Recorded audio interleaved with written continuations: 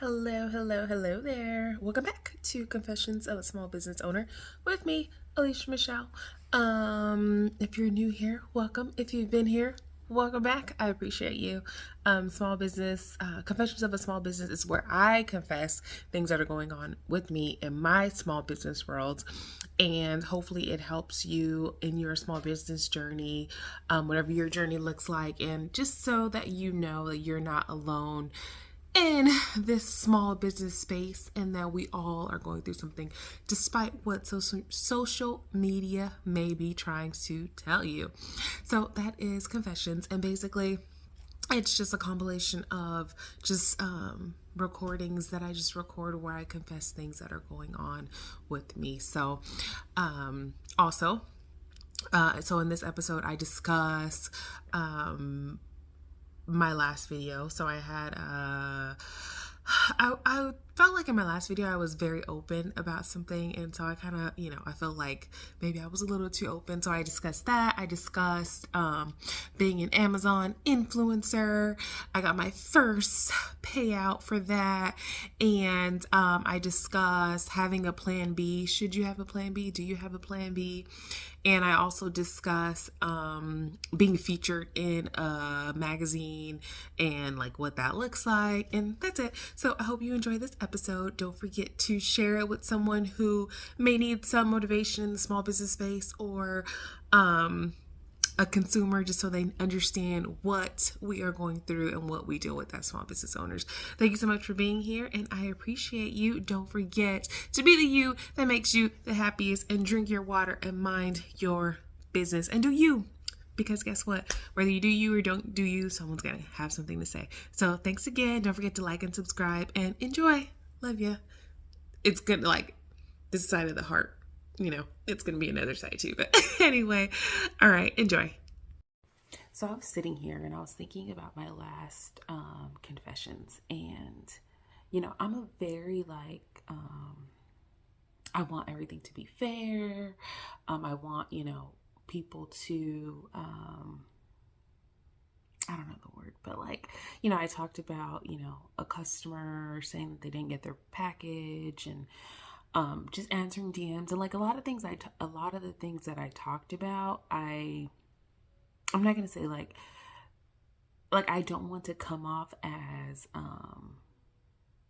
I don't know. I'm very empathetic and I'm very professional, and I don't know, I was thinking about my last video, and, and I'm not I don't even recall what I said, but I'm just I don't know, just something that I was thinking about. But yeah, that's like I said, with the customer who said she lost her package, who said her package never arrived, and I don't know, it's just something that I was thinking about from the last episode, of Confessions, and just I felt like I was coming off like I didn't care about her package missing, or but it's I also don't want people to take advantage of my kindness, and I feel in that situation, and maybe she's not, but you do have a lot of opportunistic people who do try to take advantage of your kindness, and I don't know, I kind of feel like that that's what was happening, and I don't know. So today I found myself getting a little jealous, a little discouraged by some things on social media. And I know social media is not real, social media is not real life, but so I kind of found myself getting a little discouraged by some things, just unfollows, or someone that used to promote my brand who's now promoting a brand that is similar to my brand, or a brand that's similar to my brand, or the products that I sell kind of shitting on not my brand in particular. Example, I sell satin products, and there's a company that sells silk products, and they're shitting on satin products, and I'm like, satin products are pretty freaking good. So I just was a little discouraged today by things like that I saw on social media, and then just discouraged overall in like with my business and how things are going. And I know that there's ebbs and flows in the in everything, but I just been really discouraged in one of my businesses. In my other business, I'm doing great. I feel great, but in my one business, I kind of feel like maybe it's, maybe my season's over, in that business. I kind of feel like, do you ever feel like that? Do you ever feel like you're, it's time for you to evolve and to move on, and to that chapter in that business has closed? Hey there.